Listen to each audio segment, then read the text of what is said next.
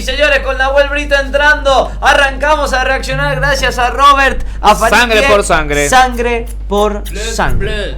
Vamos a ver, sangre por sangre. Miklo regresa a su antiguo vecindario en el este de Los Ponemos Ángeles. ahí 8 de 10, amigo. Volver, admirando los murales y el paisaje. Antes vivía en libertad condicional en Las Vegas y trabajaba con su padre como albañil, pero lo dejó tras una fuerte pelea. Al llegar a casa de Lupe, su madre recuerda que su padre era racista y violento con los mexicanos. Ella se alegra de verlo y de saber que Miklo se enfrentó a su padre, aunque teme que él lo busque. Miklo le asegura que no volverá a tocarla. Quiere quedarse con su mamá, pero Lupe teme perder el cheque del juez, así que lo manda a vivir con su hermana Dolores. La familia lo recibe con cariño, aunque Dolores se queja de tener que cuidar siempre de Lupe. Miklo también se reencuentra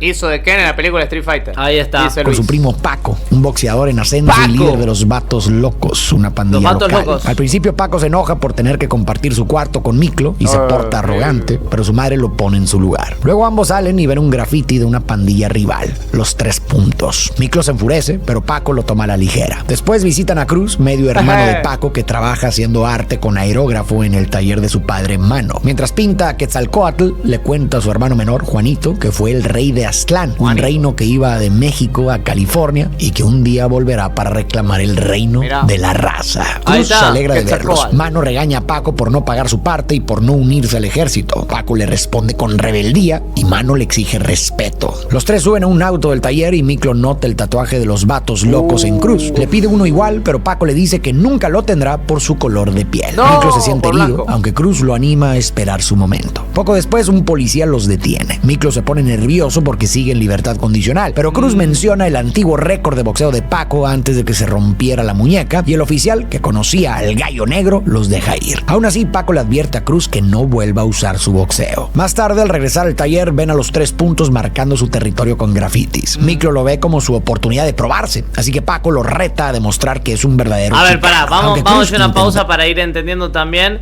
Miklo, que es el rubiecito, está constantemente queriendo demostrar ser algo que por ahí él no es, demostrar algo que por ahí no le salía tanto a él, sino simplemente para demostrar a los demás. Yo también puedo ser un origen malo. diferente. Exacto. O sea, no se crió en el mismo lugar donde se criaron los otros muchachos. Así es. Y a lo que es un Max Suárez, yo al menos sé que no lo vi, así que yo lo estoy viendo por primera vez. No recuerdo haber visto esto. No, yo no lo vi, Y estoy seguro que no. Así que acá estamos aprendiendo los personajes con Miklo y su muchacha. Ay, yo odio a la gente del programa anterior de Nexo que no se puede escuchar de un solo oído, lo detesto. Vamos a seguir viendo. Detenerlo. Miklo rompe la ventana del coche de los 3 puntos que intentan escapar, pero Paco lanza un tambor y bloquea el paso. Los grupos se provocan y los Vatos Locos terminan retirándose. En el ayuntamiento anuncian al ganador del concurso de arte estudiantil de Los Ángeles. Cruz recibe un reconocimiento y una beca. Recuerda que empezó a pintar para alegrar a su madre cuando estaba enferma y que fue ella quien le dijo que era un artista. Durante la fiesta, Cruz se va con una chica, pero los 3 puntos los emboscan. Lo sacan del coche, lo golpean brutalmente y lo dejan con la espalda rota. Antes de irse, le rasuran el tatuaje y declaran que el barrio les pertenece. Cruz es llevado al hospital en estado grave. Los Vatos Locos planean vengarse, pero Paco los convence de esperar. Dolores, al darse cuenta, les grita que solo se están destruyendo entre ellos y le recuerda a Paco que su verdadera familia está ahí, no en las calles. Aún así, Paco y Miklo se van con el grupo. Al día siguiente, los 3 puntos celebran su victoria en una colina, pero los Vatos Locos los emboscan. Paco reta a Spider a pelear sin armas, pero su rival saca una pistola. Los Vatos también apuntan y se desata el caos. Spider intenta huir, pero Paco lo alcanza, lo hiere y está por eliminarlo hasta que Miklo lo detiene. Cuando se marchan, Spider saca un arma y dispara, hiriendo a Miklo. Él responde y lo elimina. La policía los persigue, chocan y Paco y Miklo terminan arrestados. Voy a empezar con el análisis de Paco. De joven acabamos de ver cómo era un tipo rudo, duro, orgulloso, desafiante y dominante. Se enfrentaba a quien sea y no se dejaba de nadie. Representa ese ideal clásico del macho del barrio, pero también es alguien profundamente cerrado emocionalmente. Sabemos que perdió a su padre cuando era niño y eso sin duda debió dejarle una herida. Después su madre se volvió a casar y apareció Mano, con quien claramente mantiene una relación tensa. Es probable que parte de su actitud desafiante hacia la autoridad venga de ahí. Tal vez siente cierto rencor hacia Mano por haber ocupado el lugar de su padre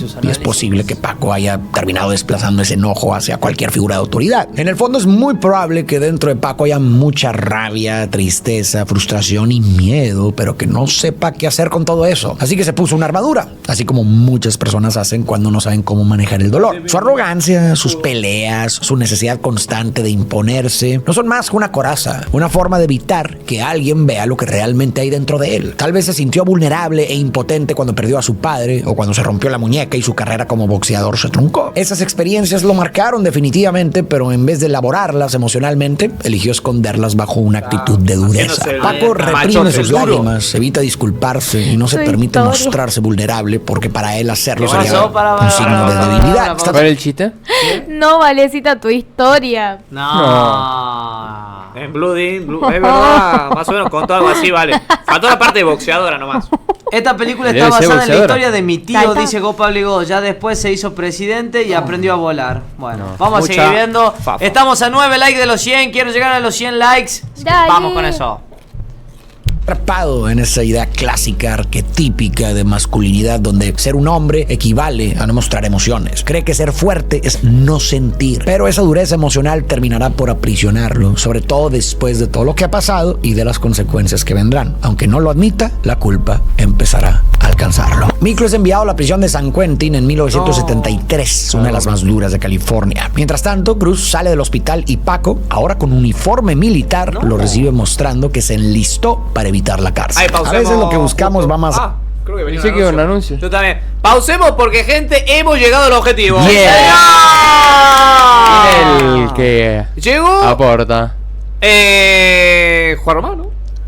Sí, no, Carlos Rodríguez. Carlos Rodríguez. Carlitos. Carlos Rodríguez dice, deja 2 donas, estamos en 10 ya. Muchas gracias, gente. Si pueden reaccionar al video de Mr. Beast. ¿Qué? Mr. Beast. Mr. Best. Mr. Beast. Pero, gente, No tiene copy. No. Seguro, ¿no? Sí, el Momo vive reaccionando. El Momo. Bueno, ¿A cuál? Momo sample. Ya lo vi a todos, pero mirá, este yo. es bueno. Exploré templo de 2000 años de antigüedad. Es cuando visitó las pirámides de México. No sé si te da copy, dice. No, yo, a ver. Creo Hoy, no. a ver, Carlos, la vamos a hacer fácil. Igual está en tu canal, amigo, así que... Claro, igual en mi canal, es verdad. No, vamos para adelante. Igual Tampoco- hoy no entra. tampoco creo que lleguemos. Hoy no entra. Para mañana sí. Y averiguamos si tiene copy. Voy para un Mr. Beast, che. Pero estoy 90% seguro que no tiene copyright. Y otra más, porque Robert manda 2. Tenemos 12 de 10. Gracias, Robert. Ahí está, sé que van a cumplir. Es una de mis películas favoritas. La puedo ver 1000 veces. Habla de esta película. Estamos Vamos a seguir reaccionando. Sangre por sangre. Gracias, Robert. Blood for Blood. Gracias a todos los que han colaborado. Y vamos preparando para Mr. Beast. Ya mañana será, imagino. Mañana vengo yo también. Ahí está. Todos los días viene Vale. Le metió 3 esta semana. Oficina Sí. fija. Ya es mi material. trabajito. Buscamos dar pasos que nos acerquen a quienes amamos, buscamos atrevernos a dar el siguiente paso o buscamos un objetivo que nos acerque a la vida que queremos. Pero no siempre es sencillo, y no porque falten ganas, sino porque falta un pequeño impulso. Y ese pequeño impulso puede estar más cerca de lo que crees. Y en un momento te explico a lo que me refiero. Hace unas semanas me hablaron mis amigos de Suburbia para contarme una campaña que traen. ¿Eso es Publi o no? Publi. A ver. Creo que sí, ¿eh? No, igual. Sí. Seguimos. Sí, Publi. Míralo vos, ahí me está metí Falik. Mira, justo pausamos, se venía un anuncio, pero en vez de anuncio era él. Era el anuncio, pero tirando el dentro del chivito. anuncio. Ahora sí. A ver, un poquito antes. Contra en Suburbia. En prisión, Miklo intenta adaptarse. Un grupo de reclusos trans se le acerca, pero él los rechaza. Entonces aparece Popeye, un proxeneta que nota su tatuaje y le explica cómo se dividen las pandillas. Primero le habla de la BGA, Black Guerrilla Army, liderado por Bonafide, famoso por su peinado afro y su peine. Le advierte no aceptar préstamos de ellos. Luego menciona al Aryan Vanguard, o AV, la pandilla blanca que controla las drogas y la protección. Big Al, uno de sus líderes, le reclama una deuda a Popeye. Este intenta pagarle ofreciendo a uno de sus trabajadores, pero Big Al se niega y lo amenaza. Al ver a Miklo, dice que lo aceptaría como pago, aunque Popeye recuerda que también les paga por protección. El líder, Red Rider, interviene y les sube el precio de la protección como castigo por el problema. Los chicanos notan la tensión y se preparan para intervenir, así que Rider suelta a Popeye. Popeye presenta entonces a Miklo como parte de los vatos locos. Magic, uno de ellos, confirma que Miklo eliminó a Spider y tras asustarlo le dice que se vaya. Miklo se sorprende al saber que Magic es de los 3 puntos, pero Popeye le explica que en San Quentin las No pandillas entiendo se una cosa. cosa. Era de los rivales. Claro. O sea, ellos mataron a uno, Ahí la se los policía 3 lo agarró, puntos. lo guardó. Ya. Y Los bueno, vatos locos. y hay uno ahí justamente que era parte de los 3 puntos que uno lo había desvivido. Saludos a la piba Icebeard. Le decimos que puede dejar su dona en YouTube también a él que tanto le gusta donar en y YouTube. cuando Agustín deje lo de ellos, no hay ningún problema. Si no Chaparrex. entra la reacción hoy, la hacemos mañana. Así que mande nomás cuando la tenga. Mande, Sí, Chaparrex. loco. Chaparrex. Mande Agustín Chaparrex con Costalex Drogadex. Vamos a ir viendo. Etnia, no por barrio, y que todos los chicanos pertenecen a la onda. Más tarde, Popeye lleva a Miklo a su celda. Al principio parece amable, le ofrece cigarros y comida, pero de pronto lo ataca. Intenta abusar de él y lo amenaza con un cuchillo. Le dice que no es un verdadero vato loco por ser blanco. Antes de que pase algo peor, aparece Montana, líder de la onda, y lo detiene, advirtiendo a Popeye que mantenga sus asuntos lejos de su gente y recordándole que el proxenetismo es algo de bajo nivel. Más tarde, en la cafetería, Big Al controla las porciones y da menos comida a los de otras pandillas. Al ver a Miklo y notar que es blanco, lo deja pasar al frente, le ofrece unirse a la AAV y le sirve más. Después Magic se queja por no recibir comida y Big Al dice que ya no queda. Pero Montana lo enfrenta, le dice que sabe que la vendió y promete vengarse. Miklo intenta darle su plato a los chicanos, pero Montana le dice que si de verdad quiere ayudar, debe eliminar a Big Al. Al día siguiente, Miklo busca a Montana para unirse lo a la blanco, onda. entre Montana comillas. duda Sí, sí. por su color de piel, pero Miklo responde que ser chicano no depende del color, sino de cómo se vive y se piensa, y que está dispuesto a morir por un hermano. Propone usar su piel a su favor y Montana acepta. Le encarga eliminar a Big Al para probar su lealtad. Quiere eliminar al Quiero blanco. detener. Ahora, Lo el de importante Montana, pasarlo el jefe es de qué banda, eso es lo que no me termina de cerrar. ¿De los tres, de los vatos locos? No. Es Son los otra que banda, por eso, controlan- por eso. Son los Bien. que controlan la droga en la cárcel. Bien. Claro, y él y tiene- a él le ofrecieron, el Big Al Ahí está. le ofreció unirse a la de los blancos, digamos, Claro. y él Claro. rechazó. Y él rechazó. Y ahora este, que es de los. ¿Cómo es? ¿Chicanos? Chicanos. Chicanos. Chicanos. Chicago, sí. Bueno, esos chicanos piden que elimine, creo que es al jefe blanco. Claro. Al que recién había querido. La onda se darle. llama. Los vatos locos y los 3 puntos son los chicanos. Montana. Ah, Vato loco y 3 puntos son los chicanos. Claro, la de Pero Montana, a él, claro, la a él de lo están Montana se aceptando por llama ser la blanco. onda, es la onda. Ahí Ah, está. ok. O sea, él era antes de vatos locos, pero porque era justamente gente que se llevaba bien, que era casi familia. Pero ahora justamente en la cárcel lo ven blanco y dice, bueno, puede ser de vatos locos. Exactamente, pues solo por la piel, por ser digamos. blanco. Bien, perfecto. Vamos a seguir viendo.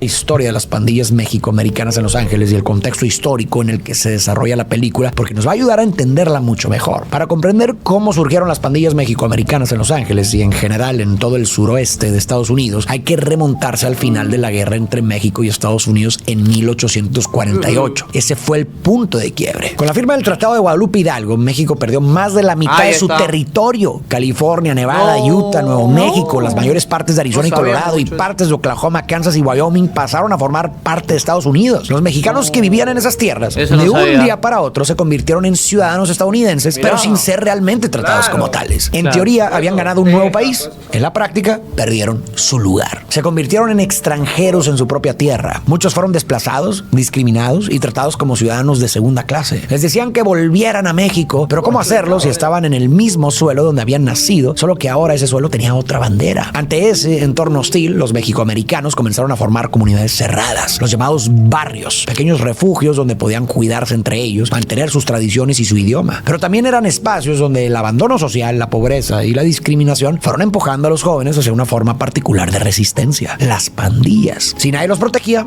entonces ellos se protegerían entre sí. En esos años también empezó a surgir un término que marcaría toda una identidad: chicano. Al principio era usado de forma despectiva para referirse a los mexicoamericanos pobres, a los hijos de inmigrantes que ya no eran mexicanos puros, Claro. pero tampoco americanos completos. Se cree que proviene del náhuatl mexica, que evolucionó con el tiempo a mexicano, luego mexicano y finalmente chicano. Incluso desde México se usaba el término con cierto desdén para señalar a los que vivían del otro lado y que ya no eran totalmente de aquí ni de allá. Con el tiempo, esa palabra que nació como un insulto se transformaría en una bandera de orgullo e identidad. Pero para que eso ocurra, todavía faltarían varias décadas. Más adelante te voy a contar más sobre esto, sobre cómo las pandillas de Los Ángeles fueron creciendo al mismo tiempo que se consolidaba la identidad colectiva de los mexicoamericanos. Miklo se gana la confianza de Big Al trabajando en la cocina. Él le dice que puede conseguirle lo que quiera y le muestra un cuarto trasero. Luego intenta algo íntimo, pero Miklo se niega. Big Al che, le dice todo que se lo quiere esperará culiar a hasta Miklo, que se lo esté quiere listo. pisar. Mientras tanto, Cruz presenta sus pinturas en un evento con ayuda de una agente llamada Yanis. Pero unos vatos locos llegan, lo que preocupa a Yanis. Le dicen a Cruz que afuera hay un tipo al que le debe dinero por sustancias y él consigue algo de efectivo de la gente. Yanis le advierte que tiene talento, pero lo está desperdiciando desperdiciando con sus amigos y las sustancias. Cruz termina drogado y haciendo el ridículo, casi arruinando su exposición. En prisión, Miklo se reúne con Montana y Magic para planear el asesinato. Le muestran un libro con los puntos letales del cuerpo y le advierten que si falla, morirá. Corazón. Al día siguiente, Miklo y un chicano llamado Jerónimo están listos. Miklo saca una navaja de una olla y Jerónimo lanza agua hirviendo para distraer.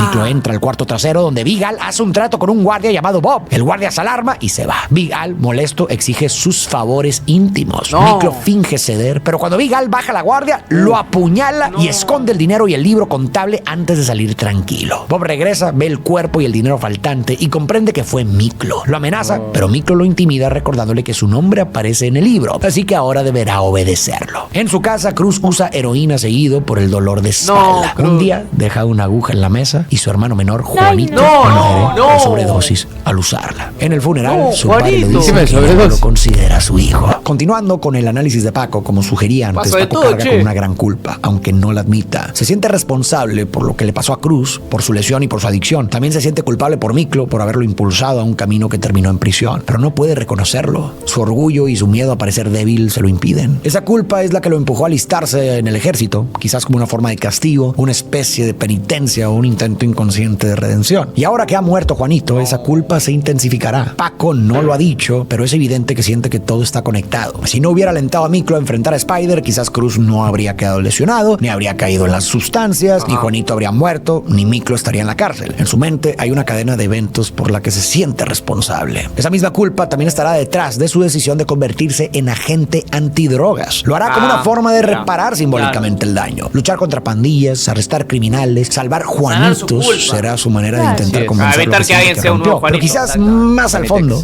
Paco no estará peleando solo contra los pandilleros, sino contra su yo del pasado. Estará peleando contra el adolescente impulsivo que fue, contra los errores que no logra perdonarse, contra un dolor que no ha podido elaborar. Tal vez por eso siempre ha estado en guerra. De joven peleaba en el ring, luego con la policía, con las pandillas, con la autoridad. De adulto sigue peleando, solo que con otro uniforme y otro enemigo. Pero el fondo es el mismo. Sigue peleando para no mirar lo que hay dentro de sí mismo. Mientras no se permita reconocer su dolor, mientras no confronte su culpa y su vulnerabilidad, seguirá proyectando esa guerra hacia afuera. Y así como muchos hombres atrapados en la dureza emocional, su batalla externa es el reflejo de una interna. Mientras no se reconcilie con esa parte de sí mismo, con quien fue, con lo que siente, con sus heridas, su culpa, sus miedos y su vulnerabilidad, seguirá necesitando tener a alguien o algo contra quien pelear. En prisión, Miklo es aceptado oficialmente en la onda. Montana le advierte que es un compromiso de por vida y le dice que por fin ahí pueden cambiar siglos de opresión. Montana paga a los arios para evitar represalias por la muerte de Big Al. Ya a salvo, Miklo toma control de la red de apuestas y gana respeto. Popeye le pide perdonar sus deudas porque pronto saldrá libre, pero Miklo se niega hasta que le ofrece un puesto en el Consejo de la Onda. En 1980, Paco trabaja como agente encubierto en una redada de drogas. El operativo sale mal, elimina a los traficantes y queda rociado con ácido. Afuera lo espera Popeye, quien había financiado el laboratorio con dinero prestado de un tipo llamado Clavo. Paco lo persigue y lo arresta.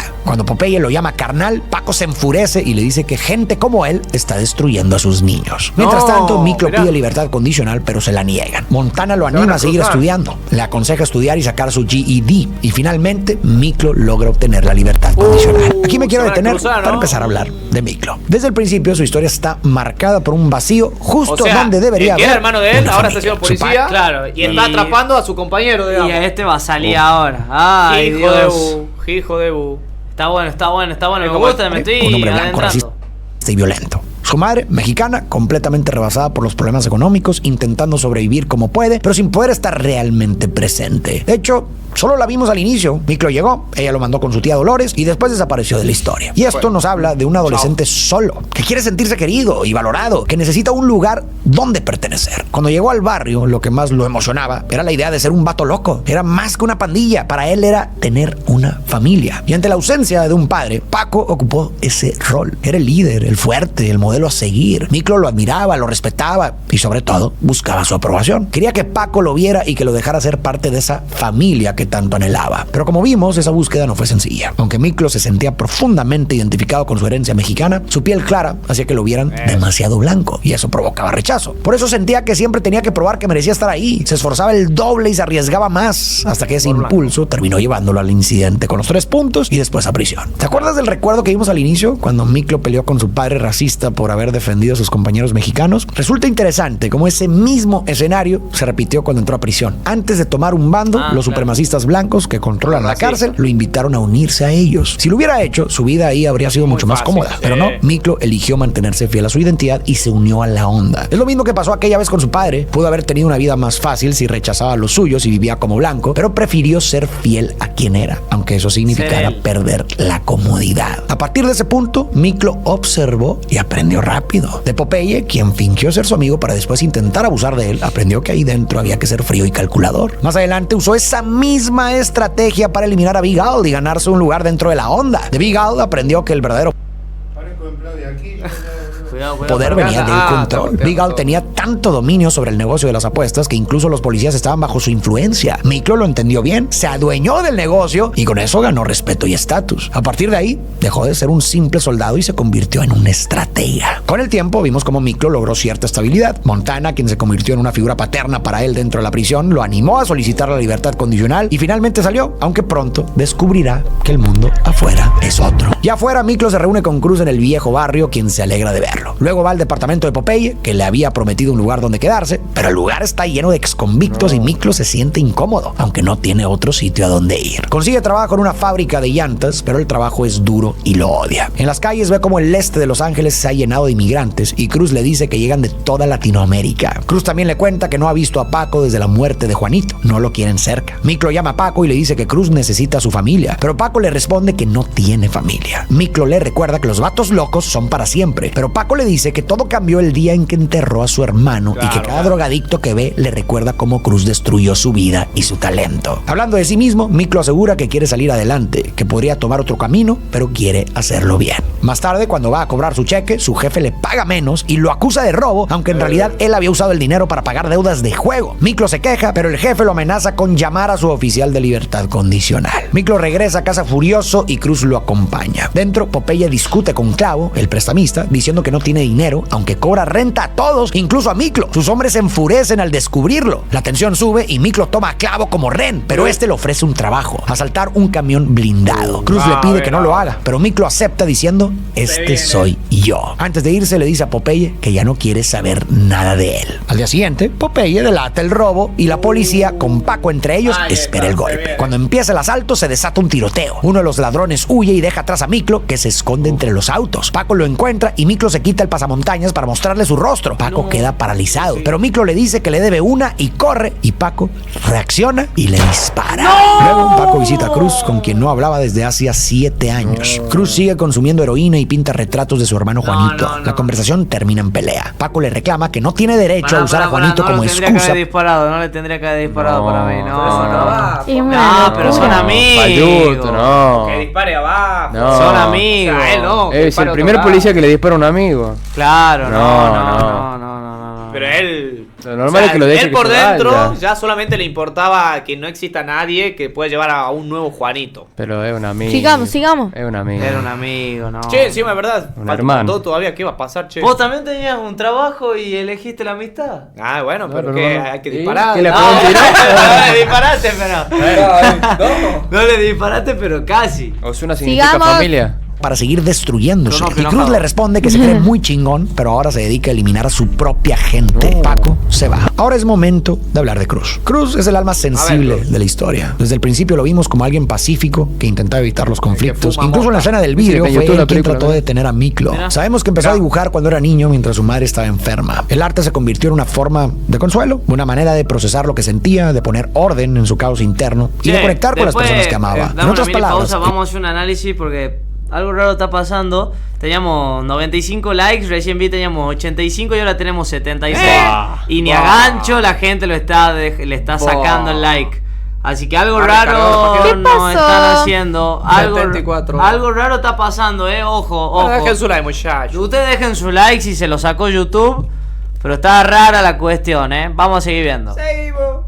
El arte fue su forma de amar y de sobrevivir emocionalmente. Pero todo cambió después de la lesión en su espalda. El dolor se volvió insoportable. Y no solo el físico, también el emocional. Su cuerpo se quebró, pero también su mundo interno. El arte ya no bastaba para calmar el sufrimiento. Y en ese estado de vulnerabilidad, influido por el entorno y movido por la necesidad de escapar del dolor, Cruz terminó cayendo en el consumo de heroína. A partir de ahí, su vida entró en una espiral descendente que no solo lo destruyó a él, sino también a quienes amaba. La muerte de su hermano Juanito fue el golpe más duro. Cruz se sintió claramente culpable. Lo vimos reflejado en su arte, cuadros llenos de muerte y la figura constante de Juanito. Cada pintura es una forma de expiar el dolor, pero al mismo tiempo, las sustancias son su manera de anestesiarlo. Es una paradoja. El arte lo ayuda a expresar su sufrimiento mientras las sustancias lo mantienen atrapado en él. Me parece que el punto de inflexión para Cruz llegó justo en la escena anterior que acabamos de ver cuando Paco lo enfrentó por haber pintado a Juanito. Paco le dijo una frase muy dura: no uses a Juanito como excusa para arruinar tu vida. Esa frase fue un golpe emocional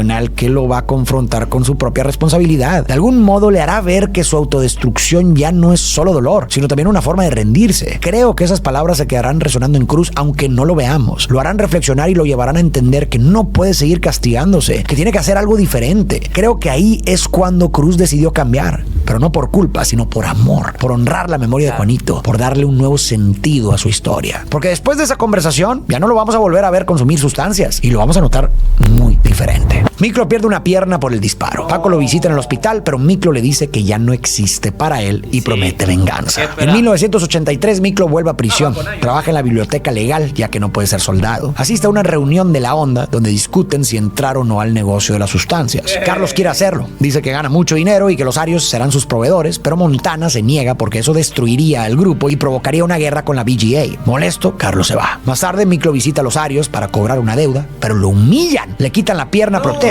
y lo obligan a arrastrarse para recogerla frente a todos. Lleno de rabia, pide permiso a Montana para entrar al negocio, pero este se niega. Miklo entonces actúa por su cuenta y convence a Magic de unirse. Sabe que quien controle las sustancias controlará la prisión. Carlos ataca a la BGA y elimina a su principal distribuidor, Pockets. Su hermano Smokes, desde afuera, hace estallar un club donde venden sustancias. Poco después, Carlos aparece muerto, colgado boca abajo. Comienza la guerra entre la BGA y la onda. Miklo quiere pelear, pero Montana insiste en buscar diálogo primero. Fuera de prisión, Popeye intenta eliminar a Smokes, pero falla. Smokes busca protección y contacta a Paco, pero cuando este llega, Smokes ya ha sido asesinado. Bonafide y Montana acuerdan una tregua y culpan a Carlos de haber actuado solo. Para mantener la paz, trasladan a Montana a otra prisión, pero ahí es eliminado por un miembro de la BGA. Ahora sí, continuamos con el repaso histórico de las pandillas y el contexto en el que se desarrolla la historia de la película. Tras la formación de barrios mexicoamericanos y el surgimiento de las primeras pandillas en las primeras décadas de los 1900, el primer gran momento histórico que marcó su crecimiento fue el caso Sleepy Lagoon en 1942. Sleepy Lagoon era una zona popular entre los jóvenes del este de Los Ángeles para nadar y pasar el rato. Un día, un joven mexicano apareció muerto ahí y la policía, movida más por prejuicios que por evidencias, arrestó a varios integrantes de la pandilla de la calle 38 y los acusó de homicidio. El juicio fue una farsa.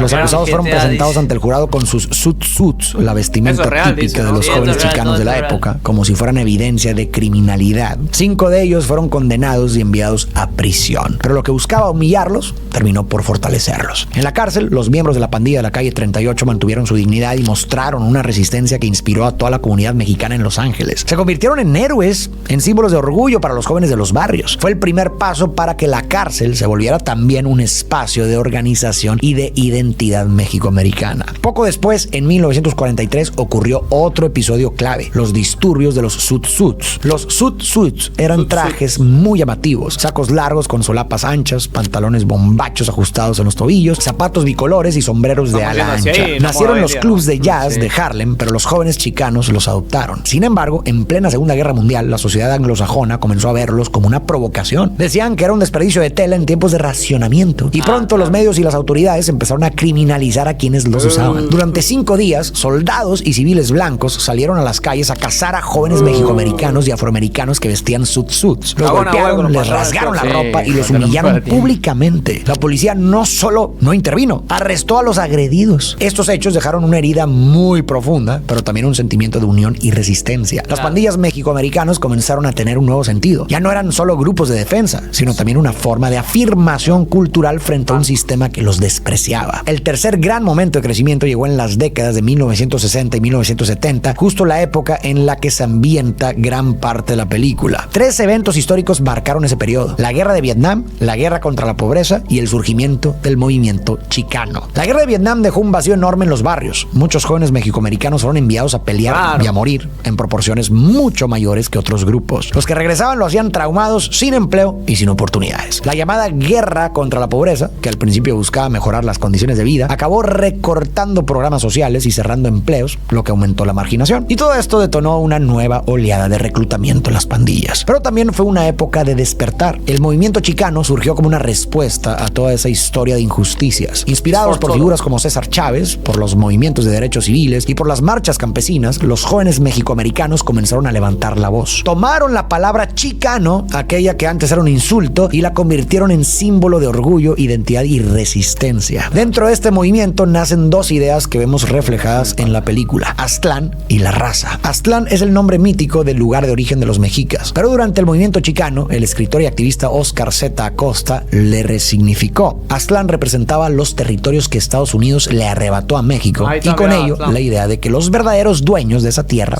eran los chicanos. Era una manera simbólica de decir que no eran extranjeros, que eran descendientes de quienes siempre han estado ahí. Claro. Esta idea la vimos al principio de la película, cuando Cruz pintaba a Quetzalcóatl y le explicó a Juanito que fue el rey de Aztlán y que un día volvería a reclamar el reino de la raza. Ahora pasemos a este término. El término la raza surgió como una forma de unir a la comunidad bajo una identidad común. Aunque en inglés se traduce literalmente como the race, en español tiene un sentido mucho más amplio. Representa al pueblo, a la gente, a la herencia compartida. Viene de la idea de la raza cósmica del filósofo mexicano José Vasconcelos, quien creía que América había dado origen a una nueva mezcla de culturas y sangres que, unidas, podían trascender los prejuicios raciales del mundo. Décadas después, los jóvenes chicanos retomaron esa idea y la hicieron suya. Durante los años 70, el grito de ¡Viva la raza! Se escuchaba en manifestaciones, murales, marchas campesinas y asambleas políticas. Era una declaración de identidad y de orgullo. El punto culminante del movimiento chicano llegó con la moratoria chicana, una serie de marchas y protestas entre 1969 y 1971 en contra de la guerra de Vietnam. La más grande fue el 29 de agosto de 1970 en el este de Los Ángeles. Miles de manifestantes chicanos salieron a las calles para denunciar, lo que dije antes, la alta cantidad de bajas mexicoamericanas en la guerra, que casi duplicaban su proporción demográfica dentro del país. Pero la protesta terminó en tragedia. Hubo más de 150 arrestados y 4 muertos. Bueno, en Vietnam,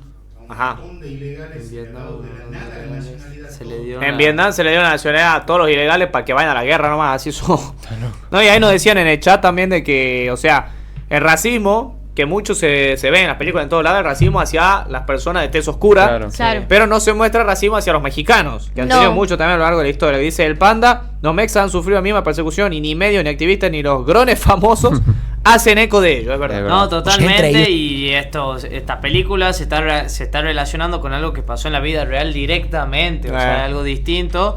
Y relacionándolo con la película está el hecho del racismo que tenían con... Ay, no se me olvidó el nombre del rubio. Con Miklo. Miklo. Miklo, Miklo. con Miklo, que no lo quieren admitir por el único hecho de ser blanco y que no puede Claro. formar parte de tal grupo. Vamos a seguir viendo. El Tenemos tiempo de verlo entero hoy. Sí, no, metamos el Vamos a periodista enterar. Rubén Salazar, una de las voces más importantes del movimiento. Aún así, el movimiento dejó huella, consolidó una identidad colectiva y dio visibilidad a una comunidad que por décadas había sido ignorada. La cultura chicana floreció a través de su arte, como también nos los muestra al Ahí inicio de la está, el película, arte con está. todos los murales que vemos alrededor de los barrios, su literatura, su muralismo y su activismo político. Y aunque también creció la violencia en los barrios, la raíz de todo fue un grito de pertenencia, orgullo y resistencia frente al olvido. Ahora que conoces el contexto, ¿a poco no cambia la forma en que ves la película y entiendes las no, actitudes sí. de los personajes? La muerte de Montana desata disturbios en San Quentin y Miklo, ahora líder, intenta mantener el control. Bonafide es enviado a la prisión de Delano para interrogar al asesino, quien asegura que Bonafide dio la orden, aunque él lo niega. Paco visita a Miklo y le pide evitar una guerra. Miklo acepta reunirse con Bonafide, quien le asegura que la muerte de Montana fue ordenada por la AV. Ambos pactan una tregua y se alían para eliminar a la AV el Día de Muertos. Ese día, Cruz bebe junto a la tumba de Juanito hasta que su familia, incluido Paco, llega y logran reconciliarse. Mientras tanto, En prisión, la Honda y la BGA ejecutan a los líderes de la AV, pero luego Miklo traiciona a la BGA y eliminan a todos, incluido Bonafide. La alianza había sido una trampa para quedarse con el poder. Aquí es momento de continuar con el análisis de Miklo y de se va a ahogar en poder, convirtiéndose en este líder implacable que llegó a dominar la prisión. Vimos cómo cuando salió de prisión el mundo ya no era el mismo. Los vatos locos ya no existían. Paco ahora era policía y Cruz estaba perdido. Su familia, la que creyó eterna, se había desmoronado. Trató de rehacer su vida. Incluso le prometió a Paco hacerlo bien, pero el mundo no se lo puso fácil. Vimos cómo su jefe lo explotaba, lo humillaba, no le pagaba y lo amenazaba con regresarlo a prisión. Ese trato le tocó fibras viejas. Otra vez la misma sensación que con su padre. Otro hombre blanco y racista ejerciendo poder sobre él. Y para colmo, vivía en condiciones miserables junto a Popeye, que volvió a traicionarlo. Todo eso lo llevó a la conclusión de que no encajaba en ese mundo. La única manera de sobrevivir y tener algo de poder era volver al crimen. Se lo dijo a Cruz: esto soy yo. Y cuando Paco le disparó, lo poco que quedaba de su esperanza se esfumó también. El lazo con su familia se rompió y con él toda posibilidad de redención. Desde ese momento solo quedó la rabia y la decisión de nunca más volver a ser un peón. Miklo quería ser el más fuerte, el que mande, como alguna vez lo fue Paco, el gallo negro, su modelo a seguir. Por eso, cuando regresó a prisión, dio el último paso en su transformación. Ya no buscaba pertenecer, ahora quería dominar. Si antes quería encajar, ahora quería imponer las reglas. Pero había un obstáculo. Montana se negaba a involucrarse en el negocio de las sustancias y eso ponía a la Honda en una posición vulnerable. Y justo entonces llegó otra humillación. Vimos cómo los arios lo humillaron. Una vez más, el mismo escenario simbólico se repite. Hombres blancos oprimiéndolo, haciéndolo sentir pequeño. Y ahí, toda la rabia acumulada durante años estalló. Miklo decidió que nunca más volvería a ser dominado por nadie. Estaba dispuesto a sacrificar lo que fuera necesario. Tomar control del negocio de las drogas era la forma de romper de una vez por todas con la subordinación frente a sus rivales. Entonces puso en práctica todo lo que había aprendido: estrategia, frialdad, manipulación e inteligencia. Planeó, calculó, sacrificó a su propio líder, eliminó a sus enemigos y se quedó con el control absoluto. Y así Miklo, aquel chico que solo buscaba una familia y que se esforzaba desesperadamente por ganarse la aprobación de los demás, terminó convertido en el líder pandillero más poderoso de la prisión. Dolido, Paco visita a Miklo y le reclama haberlo usado. Miklo asegura haber encontrado a su verdadera familia en la raza, pero Paco le aclara que la raza son los que están afuera, los que trabajan y viven con dignidad. Tras los asesinatos, las autoridades separan a los miembros de la Honda en distintas prisiones. Sin embargo, Miklo ordena que cada uno funde su propio capítulo, expandiendo la organización por todo el país. Más tarde, Miklo entra a su celda. Magic saca un molde de jabón con el peine de Bonafide, revelando que ellos planearon la muerte de Montana para tomar el poder. Juntos destruyen la evidencia. Afuera, Cruz le muestra a Paco un mural donde aparecen los tres en tiempos más felices. Pero la imagen de Miklo incomoda a Paco. Cruz le recuerda que pese al odio, siguen unidos por la misma sangre. Le dice que Miklo siempre ha querido ser como él, el gallo negro, el chicano más duro del barrio. Paco admite que ya no es ese hombre y que siente culpa por todo lo ocurrido. Pero Cruz lo anima a perdonarse, a dejar atrás el pasado y a valorar que aún tienen a la familia y a la raza. Finalmente, Paco, con lágrimas en los ojos, acepta su historia y ambos se reconcilian, riendo y jugando como hermanos una vez más.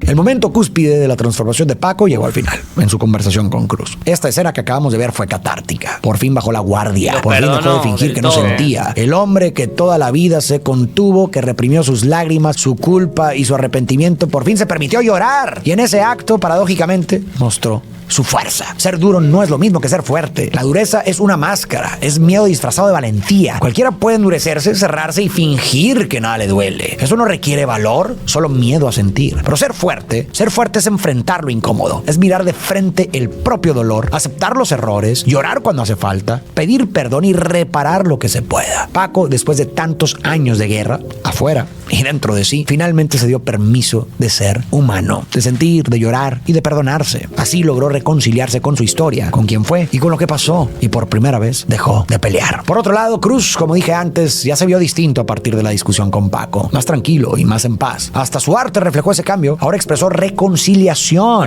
pintó de nuevo los tres vatos locos juntos como una forma de cerrar el ciclo y perdonarse. Cruz aprendió algo que Paco tardó más en entender: que el dolor no se huye, se transforma, que el perdón, sobre todo el que uno se da a sí mismo, no borra el pasado, pero puede liberarlo. Y lo que vimos al final fue precisamente eso, a dos hombres que después de perder tanto, finalmente lograron hacer las paces con su historia. Y creo que ese es otro de los temas importantes de la película, el perdón y la capacidad de soltar lo que nos ata al pasado. A lo largo de la historia vimos cómo los personajes cargaban con culpas, resentimientos y heridas que los fueron separando, pero al final todos de alguna manera encontraron un camino para reconciliarse. Miklo y Magic, por ejemplo, que alguna vez pertenecieron a pandillas rivales, terminaron dejando atrás los viejos rencores y trabajando juntos. También vimos a Cruz, que después de años de culpa y autodestrucción se perdonó a sí mismo y fue perdonado por su familia, incluido Paco. E incluso la conversación final entre Paco y Cruz nos dejó entrever que Paco también estaba dispuesto a soltar el rencor hacia Miklo, porque aferrarse al resentimiento no cambia el pasado, solo te encadena a él. Y antes de terminar, quiero dejar una reflexión, especialmente para los jóvenes que me están escuchando. Cruz tenía talento, tenía un don. Incluso se había ganado una beca para estudiar en una universidad. Tuvo su propia exposición de arte, pero vimos cómo poco a poco ese camino fue desapareciendo entre el dolor y las drogas. Las drogas al principio parecen ofrecer alivio, te hacen sentir que el peso se va, que puedes escapar de lo que te atormenta, pero es una trampa. Te roban la energía,